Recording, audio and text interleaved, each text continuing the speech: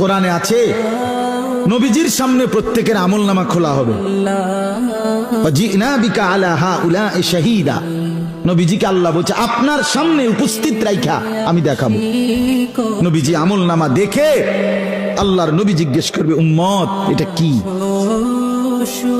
উম্মত দিনের পর দিন ফজরের নামাজ কোথায়, জোহরের নামাজ কোথায়?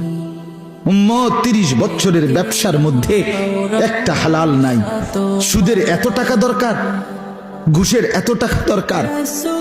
উম্মত যৌবনের পুরাটা সময় মোবাইল দেখে, ছবি দেখে, নাচ গান দেখে, উলঙ্গ দৃশ্য দেখে নষ্ট করে ফেলেছো। আজ আমি কিসের সুপারিশ করব উম্মত?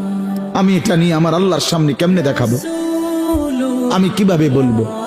হযরত মাওলানা তারিক জামিল সাহেব বলেন হাসরের ময়দানে নবীজি, আহা বাপ শুনেন শেষ কথা, হাসরের ময়দানে নবীজি নিজের পিঠ মোবারক চাদর সরাইয়া ফেলবেন আর উম্মতকে দেখায় বলবেন উম্মত দেখ না আমার পিঠ চালনির মতো ছিদ্র ছিদ্র, তায়েফের পাথরের আঘাতে আমি এই পরিমাণ ব্যথা পাইছি, আহত হয়েছি, রক্তাক্ত হয়েছি, মৃত্যু পর্যন্ত আর আমার ছিদ্রগুলো আর গোশত দিয়া পুরায় নাই।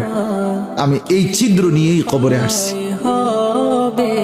আমার 23 বছরের এই কষ্ট, এই আমানত, আমার উহুদের দান শহীদ, আমার পেটে পাথর বাঁধা, আমার সাহাবীদের এই শাহাদাত, আমার বেলালের এত কষ্ট, খাব্বাবের এত জুলুম নির্যাতন সহ্য করা, বিনিময় উম্মত কি নিয়ে আসছে?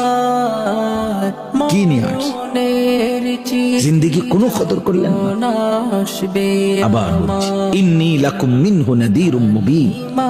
আল্লাহ বলছে নবী শুনাইছে 2 বার, পর পর 2 বার বলছে উম্মত আমি কিন্তু ভয় প্রদর্শন করলাম।